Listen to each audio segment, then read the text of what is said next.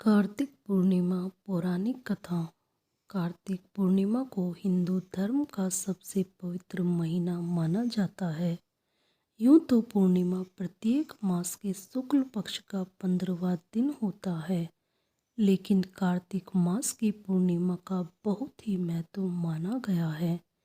इस दिन हिंदू धर्म में गंगा स्नान की भी परंपरा है। गंगा स्नान करने के पश्चात सूर्य देव को अर्घ्य दे अवश्य देना चाहिए। मानते हैं कि ऐसा करने से मनुष्य को अपने किए गए पापों से मुक्ति प्राप्त होती है। कार्तिक पूर्णिमा के दिन स्नान इत्यादि करके गरीबों को कुछ न कुछ दान अवश्य करना चाहिए। ऐसा करने से उसका 1000 गुना फल प्राप्त होता है। इस दिन बहुत सारे लोग व्रत भी करते हैं। व्रत का संकल्प लिया जाता है और फलाहार किया जाता है। इस दिन भगवान विष्णु और माँ लक्ष्मी की पूजा की जाती है। कई जगहों पर भगवान श्री कृष्ण के विग्रह की पूजा भी की जाती है। इस विशेष दिवस पर भगवान शिव की पूजा करने का विधान है, क्योंकि उन्होंने आज के दिन ही तारकासुर नामक राक्षस का वध किया था। इस दिन सूखे मेवों का प्रयोग करना बहुत अच्छा होता है। फलाहार में सिंगाड़ा इत्यादि लेना चाहिए। कई घरों में इस दिन आटे का मीठा चूर्ण भी बनाकर प्रसाद चढ़ाते हैं। चावल या मखाने की खीर का भी प्रसाद चढ़ाते हैं। कई घरों में बिना लहसुन प्याज का साधारण भोजन भी बनाकर खाते हैं। कार्तिक के महीने में उड़द, मूंग, मसूर, चना, मटर, राई खाना भी वर्जित बताया गया है। कार्तिक मास के पवित्र महीने में मांसाहार का सेवन नहीं करना चाहिए। कहा जाता है कि कार्तिक माह में भगवान विष्णु पानी में रहते हैं।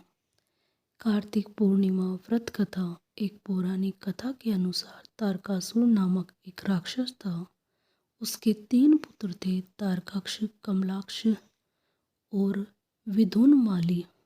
तारकासुर बहुत ही बलवान था। उसने धरती व स्वर्ग पर अपना आतंक मचाया रखा था, जिससे परेशान होकर देवताओं ने भगवान शिव से उसका अंत करने के लिए प्रार्थना की। उनकी प्रार्थना सुनकर भगवान शिव ने तारकासुर का वध किया। इससे देवता बड़े प्रसन्न हुए। उसके 3 पुत्रों को यह सुनकर बड़ा दुख हुआ और उन्होंने इसका बदला लेने के लिए ब्रह्मा जी की घोर तपस्या की। उनकी तपस्या से प्रसन्न होकर ब्रह्मा जी ने तीनों से वरदान मांगने को कहा। तीनों ने ब्रह्मा जी से अपने अमर होने का वरदान मांगा। ब्रह्मा जी ने अमरता के अलावा कोई दूसरा वरदान मांगने को कहा। इसके बाद उन तीनों ने कुछ देर तक इस पर बहुत विचार किया और फिर ब्रह्मा जी से कहा, आप 3 अलग अलग नगरों का निर्माण करें, जिसमें सभी बैठकर पूरी पृथ्वी और आकाश में घूम सके। 1000 साल बाद जब हम मिले तो हम तीनों के नगर मिलकर एक हो जाए। जो देवता तीनों नगरों को एक ही बाण से नष्ट करने की क्षमता रखता हो, वही हमारी मृत्यु का कारण बने। उन सब की नज़रों में यह एक असंभव कार्य था। उन्होंने उन्हें वह वरदान ब्रह्मा जी के निर्देशानुसार मागधानव में उनके लिए 3 नगरों की स्थापना की। तारकाक्ष के लिए सोने का, कमला के लिए चांदी का और विदुनमाला के लिए लोहे का नगर बनाया गया।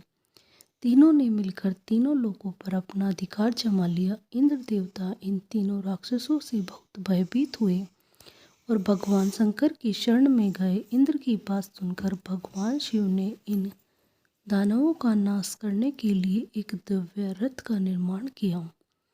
इस दिव्य रथ की हर एक भी चीज देवताओं से बनवाई गई थी।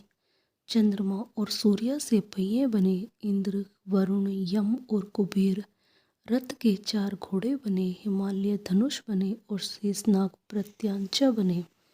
भगवान शिव खुद बाण बने और बाण की नोक अग्निदेव स्वयं बने। इस दिव्य रथ पर भगवान शिव स्वयं सवार हुए। देवताओं से बने इस रथ और 3 भाइयों के बीच भयंकर युद्ध हुआ। युद्ध करते समय प्रभु लीला से एक ऐसा समय आया जब तीनों रथ एक ही सीध में आ गए। जैसे ही ये तीनों रथ एक ही सीध में आए, उसी समय भगवान शिव ने अपने बाण छोड़े और तीनों का नाश कर दिया। इसी वध के बाद भगवान शिव को त्रिपुरारी कहा जाने लगा था।